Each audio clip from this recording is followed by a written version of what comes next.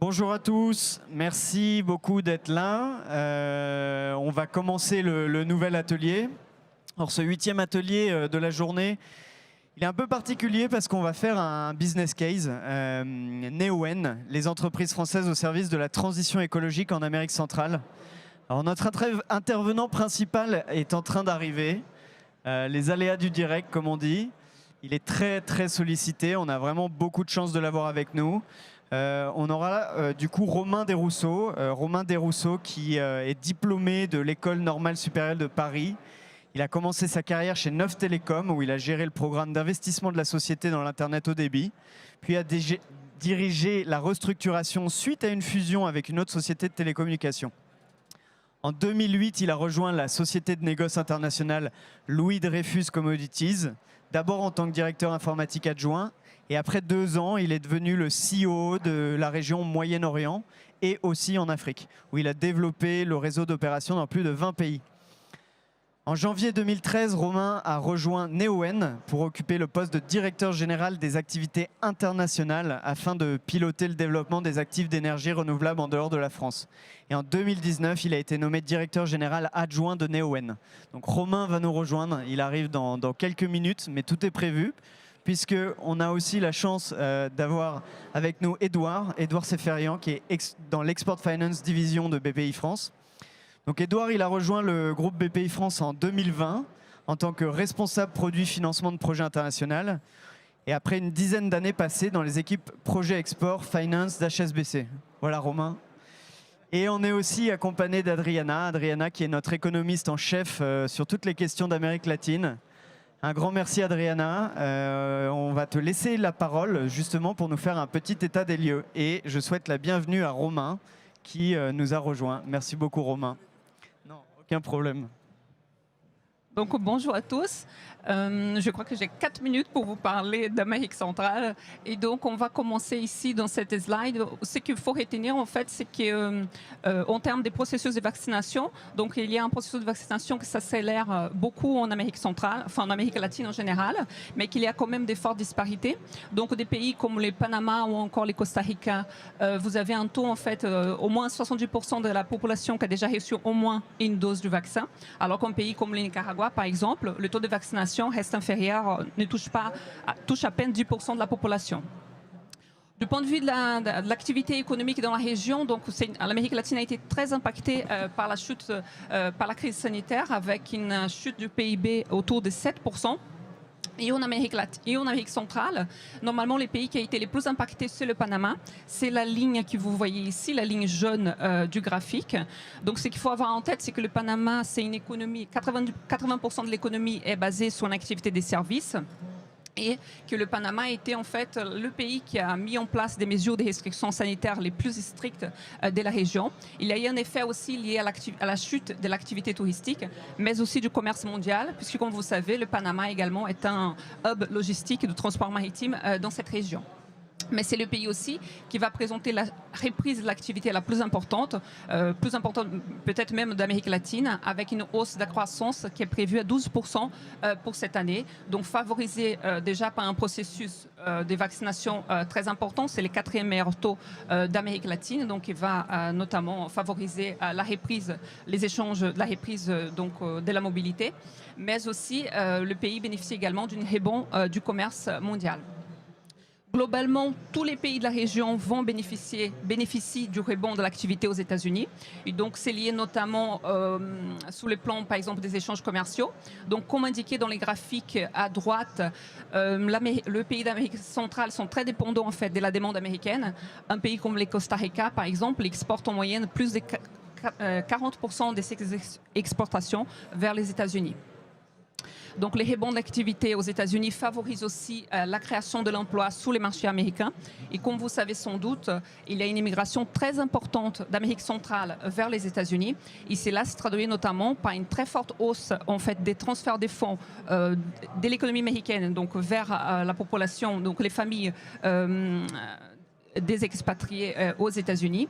Et cela est très important parce que cela favorise d'une part la consommation de ménages, mais aussi c'est la première source en fait d'entrée en devises dans la région, parfois même devant les exportations. Et donc ici, par exemple, on voit que le Salvador ou Honduras, les transferts des fonds représentent plus de 20% du PIB de ces pays. Et que cela tombe par ailleurs à progresser. Ça a progressé en 2020 et ça continue en 2021. Donc, pour résumer un peu les points forts et les points faibles concernant donc l'activité dans cette région, donc on peut dire que le rebond de l'activité des États-Unis va favoriser globalement tous les pays de la région, mais principalement ceux qui sont très dépendants via les commerces ou notamment via les transferts de fonds. Le rebond du commerce mondial va favoriser principalement le Panama, puisqu'il s'agit d'un hub logistique régional, transport maritime notamment. Et puis, c'est une région aussi qui compte avec les soutiens financiers des bailleurs de fonds internationaux. Donc, ces soutiens ont été a été confirmé lors de la crise sanitaire, mais même après la crise sanitaire, puisqu'il y a pas mal de projets, notamment de la Banque interaméricaine de développement, qui est en cours dans ces pays. Ces soutiens des bailleurs de fonds, il est quand même plus limité au Nicaragua, puisque le pays il connaît une crise en fait politique depuis 2018. Et donc, ce qui a amené notamment les congrès américains à voter la NIC Act, en fait, qui donne un droit de veto en fait, aux États-Unis vis-à-vis en fait, de tous les financements externes multilatéraux à destination du Nicaragua. On peut s'attendre également à une politique migratoire plus souple de la part des États-Unis. Donc, en tout cas, les États-Unis ont annoncé l'envoi de fonds de 4 milliards de dollars vers donc, la région pour notamment essayer d'éviter, en tout cas limiter un peu cette immigration illégale. Par contre, en termes de points qui pourraient peser sur l'activité, il y a toujours un risque sanitaire, notamment dans les pays où les processus de vaccination restent encore longs. Un risque social aussi qu'on ne peut pas vraiment écarter puisqu'il y a une hausse généralisée de la pauvreté dans cette région. Les secteurs du tourisme également, puisque selon les prévisions, on n'attend pas une reprise, en tout cas une normalité de l'activité touristique dans le monde avant 2023. Et donc là, ça concerne principalement les Costa Rica et le Panama.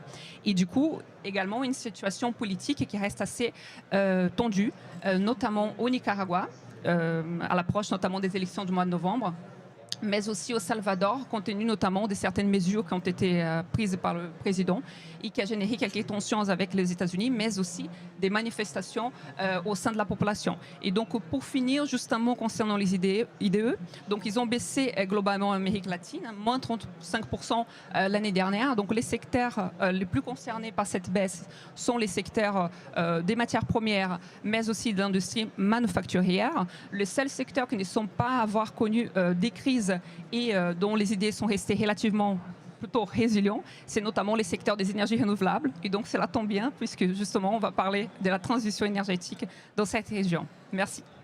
Allô, oui. Merci beaucoup Adriana pour cette introduction rapide de la situation macroéconomique sur les pays d'Amérique centrale. On voit sur les différents slides que bien que ce soit la même zone, la dynamique macroéconomique et les problématiques de chaque pays est assez finalement différente. Il y a une certaine hétérogénéité de la zone, mais ils ont tous un point commun, c'est la vulnérabilité par rapport au changement climatique. Et ça, c'est un élément que tous les pays de la zone ont très bien intégré puisqu'ils ont tous ratifié l'accord de Paris et ils ont mis en place avec d'autres pays de la zone une stratégie énergétique à 2030 visant notamment l'universalisation des services énergétiques modernes, avec des efforts faits sur tout ce qui est cuisson et chauffage, le doublement du taux d'amélioration de l'efficacité énergétique, avec un effort sur les pertes réseau et une éducation à l'efficacité énergétique au niveau de la population, et l'utilisation accrue de l'énergie renouvelable dans le mix énergétique. Donc aujourd'hui, c'est des pays qui ne partent pas de nulle part, puisque l'énergie renouvelable représente à peu près 50%, 57% de la capacité électrique installée. Le reste, c'est essentiellement du thermique. Et dans les énergies renouvelables, c'est essentiellement de l'hydroélectricité. Ensuite vient la biomasse, mais essentiellement portée par les agro-industriels de la canne à sucre localement. Et par contre, on voit une très forte dynamique du solaire et de façon un peu plus lointaine de la géothermie. Donc c'est un secteur qui est très ouvert aux entreprises étrangères, notamment aux entreprises françaises. Donc on s'est dit que c'était une occasion de mettre en valeur le track record et le succès de Neoen sur cette zone-là. Donc Romain, est-ce que tu pourrais nous donner rapidement, nous présenter rapidement l'activité de Neoen sur la zone et toute la stratégie de développement ? Merci beaucoup, Edouard.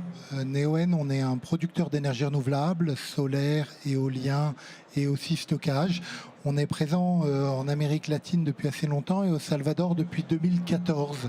On a gagné 2 appels d'offres internationaux et on a construit 2 grandes centrales au sol. Donc nous, on fait du utility scale, des centaines d'hectares.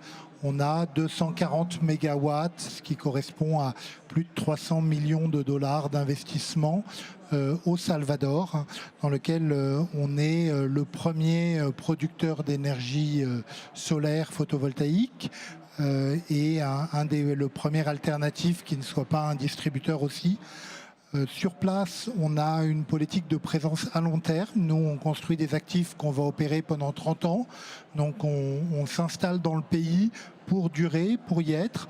On a aujourd'hui 10 employés au Salvador qui sont soutenus par la maison mère à Paris et qui travaillent, petit 1, à optimiser l'utilisation de nos actifs, mais petit 2, à essayer de développer d'autres actifs. Donc, on se sert du Salvador comme point d'entrée pour aller dans la région. D'abord le Guatemala qui a une grosse source d'opportunités, on croit, à moyen terme.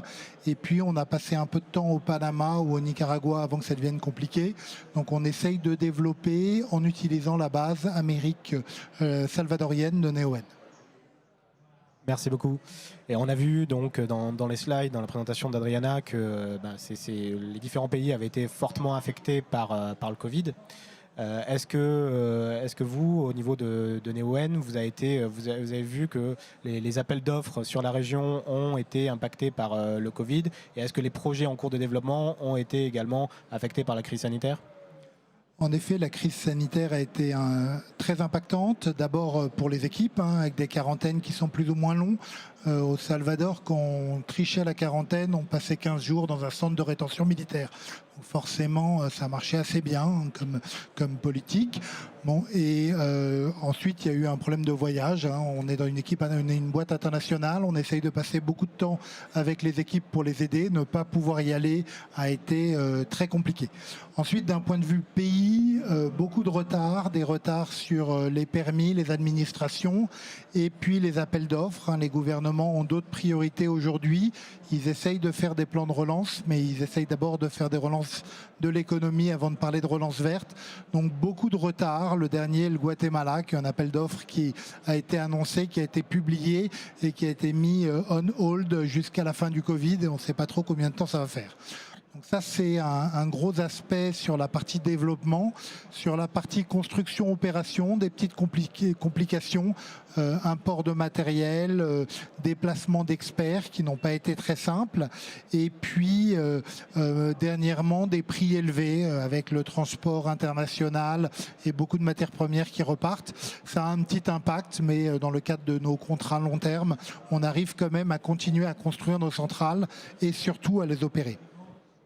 Et puis peut-être un dernier point, avec cette crise viennent les prix élevés de l'électricité.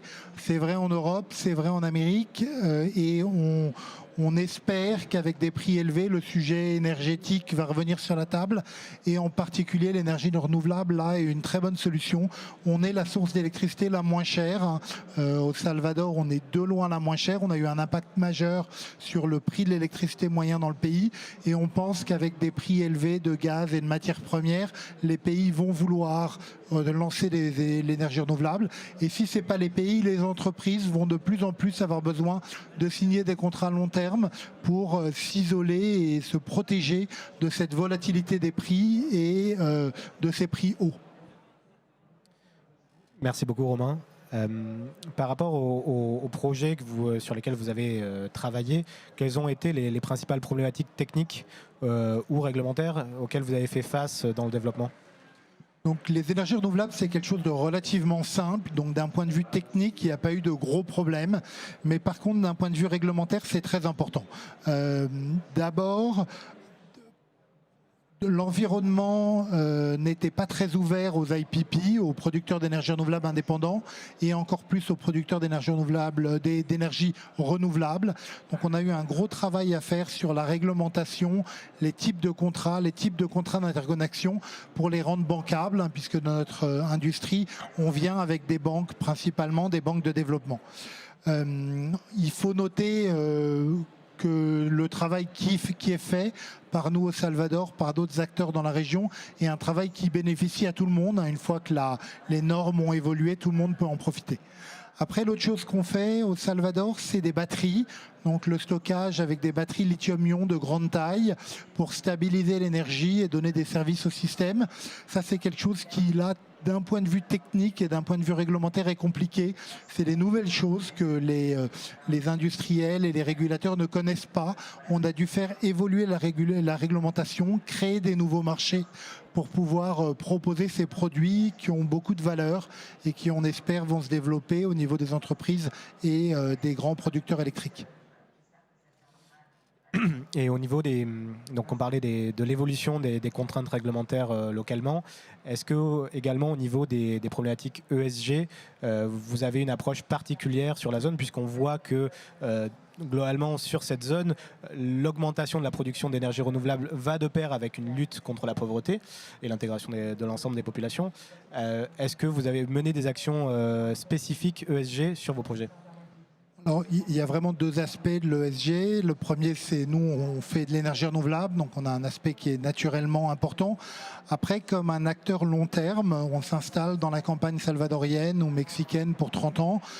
C'est extrêmement important d'avoir des relations fortes et positives avec les communautés pour être capable de construire quelque chose et d'être bien accueilli. Donc on dépense beaucoup d'énergie et beaucoup d'efforts sur ça. On a au Salvador des projets, je crois que c'est 800 000 dollars par an qui est dépensé dans les communautés de la région, soit en projets d'infrastructure, hein, donc des routes, des centres de soins, des écoles, donc des investissements directs dans des projets d'infrastructure qu'on ne pilote pas mais qu'on finance après avoir validé les projets, soit dans le cadre de partenariats avec des ONG locales, des projets d'éducation et de développement, en allant le plus près possible des communautés à côté du projet, histoire de montrer que le projet n'est pas juste un investissement et quelques emplois. C'est beaucoup d'emplois pendant la construction, un peu moins pendant l'opération, mais aussi un gros effort de formation des populations et de développement. Alors là-dessus, on a prévu de projeter un petit film qui montre justement la politique de salarisation de la population locale, en particulier des femmes. El sol de un nuevo día llega a Capella Solar y una vez más renovamos nuestro compromiso de ser.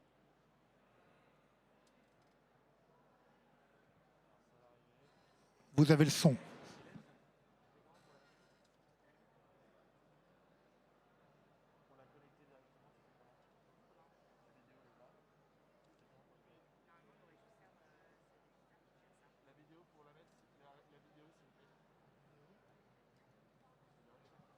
Bon. El sol de un nuevo día llega a Capella Solar.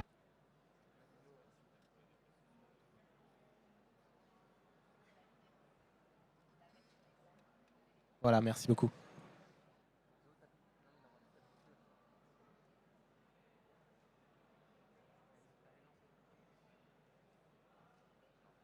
El sol de un nuevo día llega a Capella Solar. Y una vez más, renovamos nuestro compromiso de seguir generando energía limpia. Aquí tenemos una subestación, aquí en Capella, en la parte de Jiclisco, y aquí estamos haciendo la puesta en marcha. Aparte de revisar el cableado eléctrico, revisamos el cableado de control. Entonces, desde ese equipo y desde ese software que es el SCADA y desde unos relés de protecciones, nosotros lo que vamos viendo es que el perfecto funcionamiento de la subestación. Ha dado trabajo a muchas personas de la zona de Jiquilisco. Hay mujeres pues acá en este proyecto muy capaces y se ponen a la par o arriba pues de los hombres.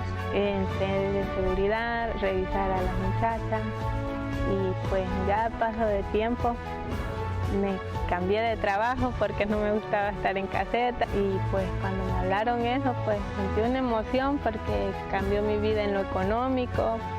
Tomando desplomes, que es que se pone un nivel en la Inca y se toma si está desnivelada la Inca o está bien a plomo. Dijo una vez, tú te quedas con el grupo porque el que está de encargado no ha venido, tú te quedas con... Y yo, dije yo. Me ha ayudado mucho económicamente este empleo porque soy madre soltera. Sí, me siento orgullosa de trabajar en esta capela solar porque es una empresa que ha apoyado a las mujeres. Ha sido una ayuda para mi familia económicamente. Hay veces que dicen no lo va a poder hacer y nosotros sabemos que sí podemos, a pesar de ser mujeres, sí podemos hacer las cosas. Me siento orgullosa de trabajar en esta planta y de aportar mis conocimientos. Primeramente a todas esas chiquillas que estudien, que se preparen profesionalmente, que estudien carreras de tecnología, que estudien carreras de ingeniería, que aporten al país, al desarrollo, para el futuro de ellas y para el futuro de las generaciones que vienen. No dejan de lado a las mujeres, eso me gusta porque este es un área más de hombre, ¿verdad? Que está conocida y caracterizada por el sexo masculino. Tenemos que cambiar esa mentalidad, al final el trabajo lo podemos desempeñar tanto hombres como mujeres, estamos igualmente capacitados. Además de energía limpia, generamos bienestar a las mujeres que trabajan en nuestra planta solar. Cada vez son más las mujeres que toman un rol protagónico en Capela Solar, poniendo todo su empeño y talento para generar energía renovable a favor de las nuevas generaciones.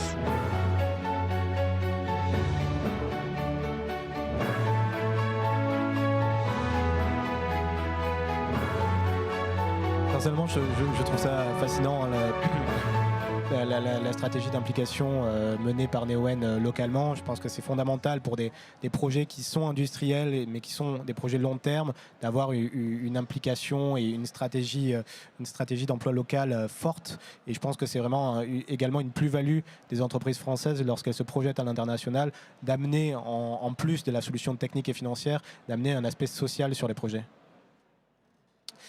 Bon, ça c'est les aspects positifs. Peut-être qu'il faut passer un peu aux questions qui fâchent, notamment les problématiques d'instabilité politique sur la zone.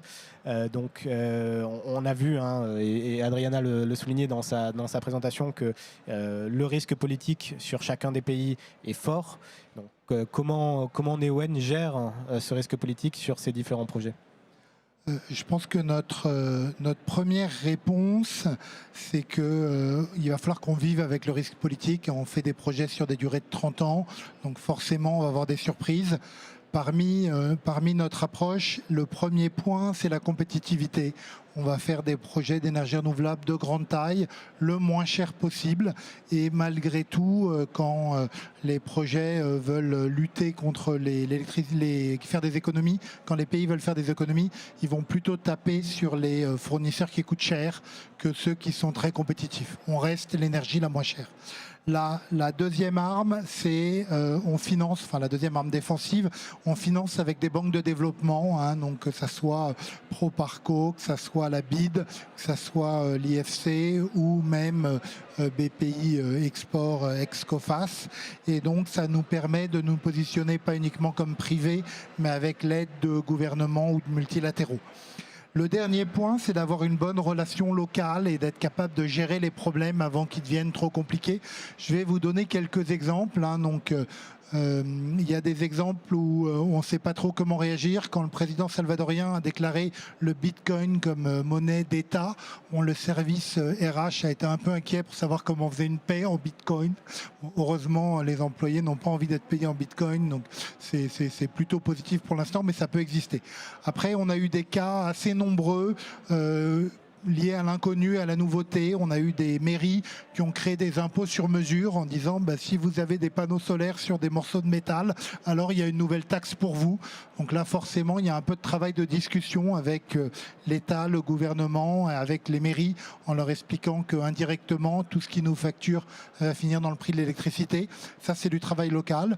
Et puis, parfois, on a des vrais ennuis. Donc au Salvador encore, le président a décidé que pendant la quarantaine, les gens avaient le droit de ne pas payer leur électricité l'électricité. Donc il l'a annoncé par tweet. Le lendemain matin, il a appelé les distributrices en disant bon, on a bien compris, vous facturez pas.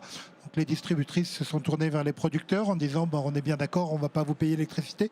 On s'est tourné vers nos banques en disant bon, on va pas vous payer. Ils nous ont dit bah non. Donc voilà, on a été un peu coincé au milieu.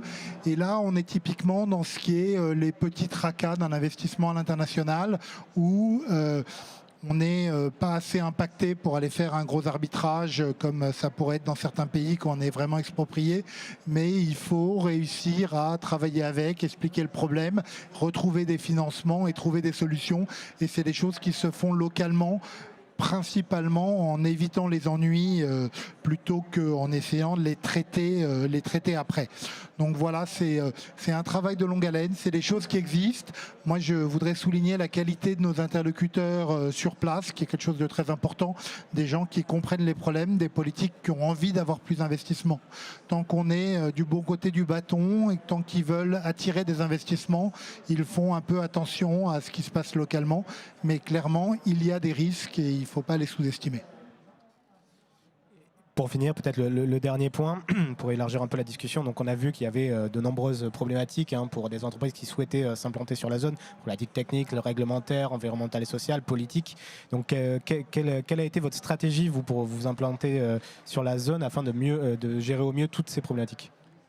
La première stratégie, c'est d'être local. Vraiment, c'est un ensemble de pays, l'Amérique centrale, où il y a une unité de langage. On a vraiment l'impression qu'il y a des lois qui sont très similaires, mais on a quand même des réglementations, des équipes, des manières de faire qui peuvent être très différentes d'un pays à un autre. Donc, la première solution, c'est vraiment d'être local, d'envoyer des équipes sur place, de comprendre bien la réalité d'une opération économique et légale.